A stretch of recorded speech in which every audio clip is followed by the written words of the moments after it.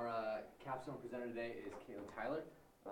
Her capstone speech is entitled Loving God and Children Through Mission. So please give a round of applause for Kaitlyn.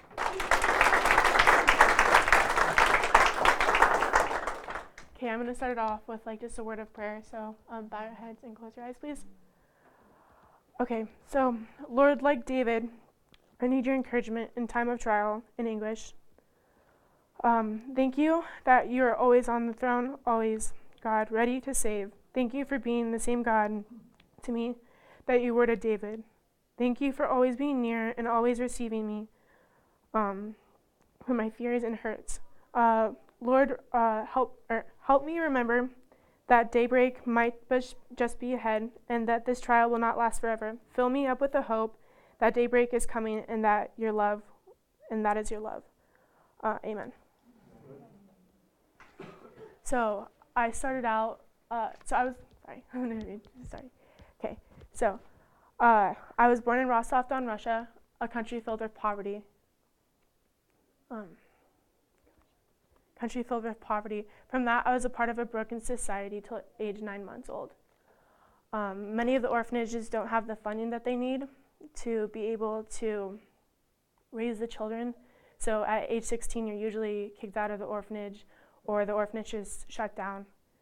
A lot of the orphanages, they don't give the attention, like the physical or mental care that is needed for a child to be able to be healthy. And since the hospital until I got to the orphanage, I didn't really see the sunlight. I didn't see the environment or what the earth had even held. So when my parents took me home, I wasn't cared for at all, so I didn't know what experiences were even out there. So I had no emotions, and I just wasn't cared for at all there, but I was still surrounded in God's love. And somewhere somebody needs a reason to believe, and I want to be the light that changes the hope within them. The children of our world are our future, and they are the ones that will carry the love of God to the next generations. So this year has been one of the most hardest years that I've had to go through. So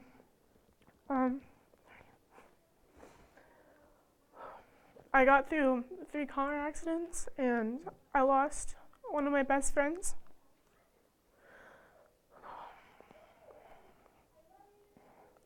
So it was pretty hard for me.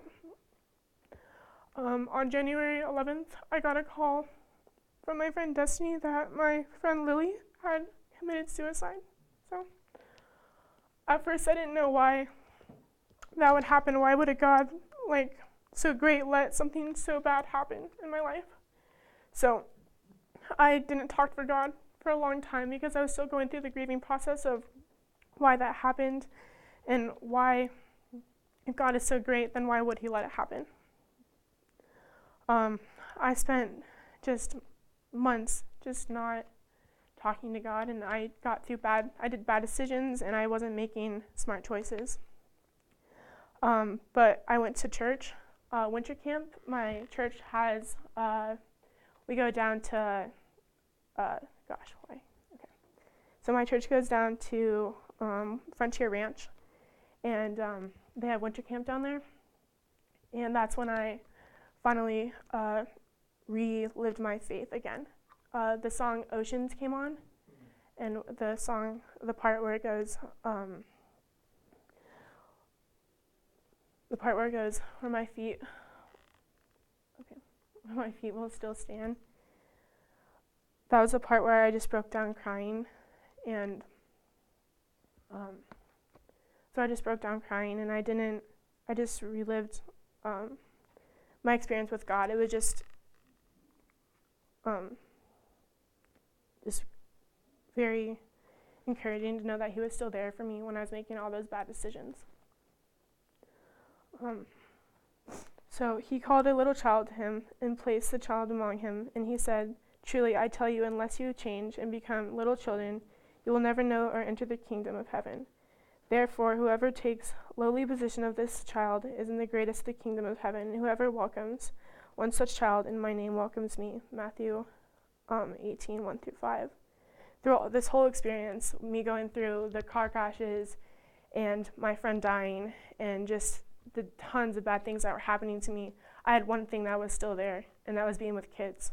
So I volunteer with kids at Mission Hills.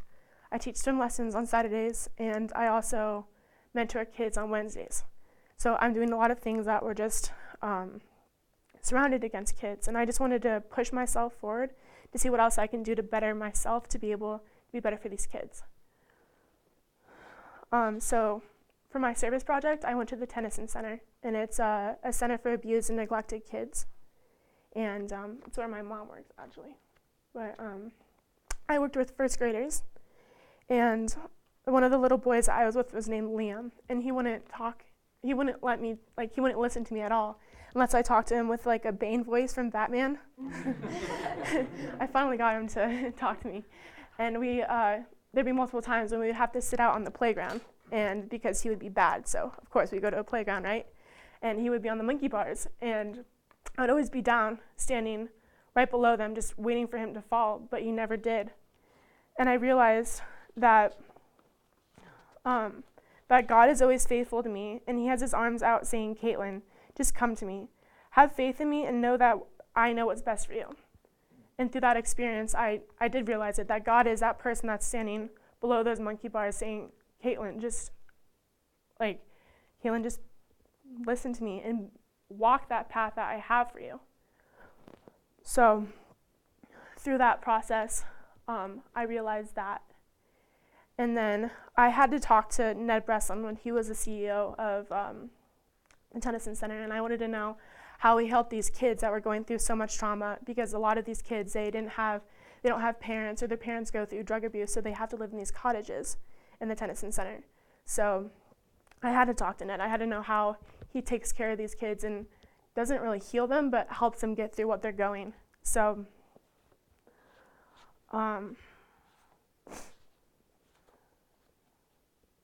he told me about a story in Zimbabwe where the community there is so just not at all like the United States, where the government it's just they're always patrolling around, and they are just very controlling.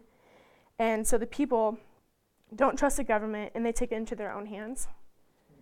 And he said communities really come together, and they identify what parts are really struggling the most, and they embrace it with a kind of, I'm not going to save you, you're actually a part of us, and you were valued. That's where I saw the real healing occur.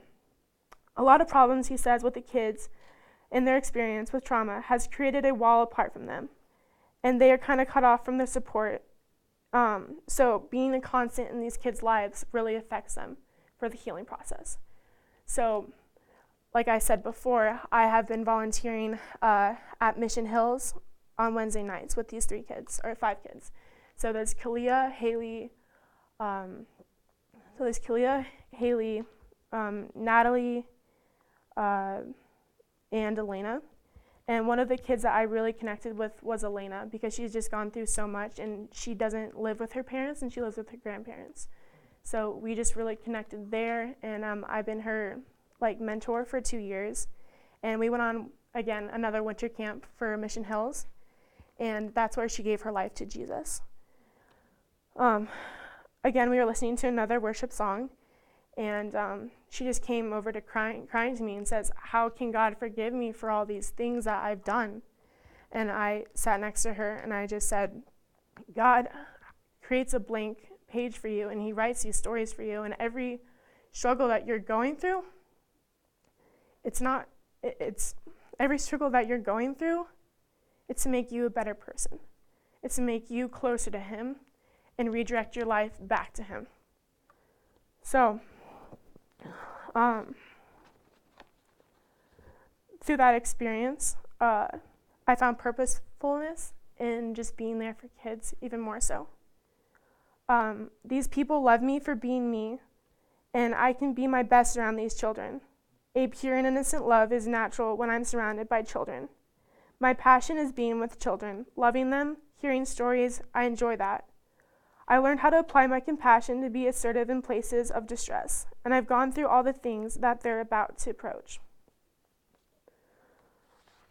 For another service opportunity that I did, I served at NSCD, which is National Service for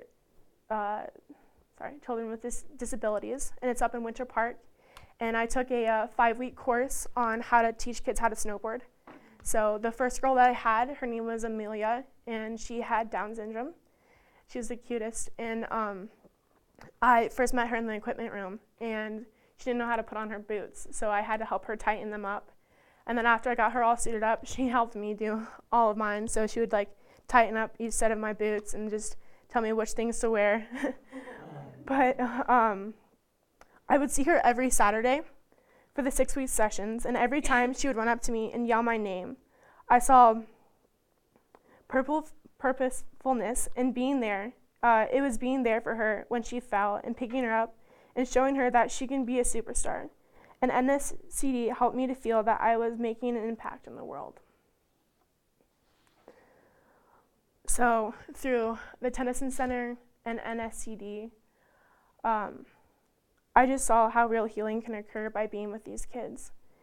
And one of the verses I have is, "Do not be conformed to this world, but be transformed by the renewal of your mind, that by telling you may discern what it is the will of God, what is good and perfect. Everything is a season and a time for matter under heaven. You have to trust God in every circumstance."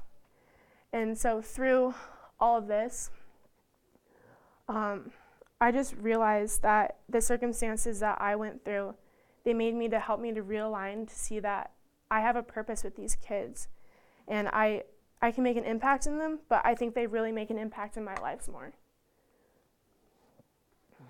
So I will seek out helping people, and by keeping a sober mind on God's righteousness, I gain the virtues patience, purposelessness, and faithfulness. Overall, I think this year has been very beneficial for me. I worked on my patience on God and my faith by striving for God through these kids. You do what you love, you are what you love, and I love these kids. I want to play a role in these kids' lives and development. I want to pursue a life that helps me, challenges me to be the best that I can be. This capstone has pushed me to find out what I can really love in life. I want to help children and see God's unconditional love through my actions.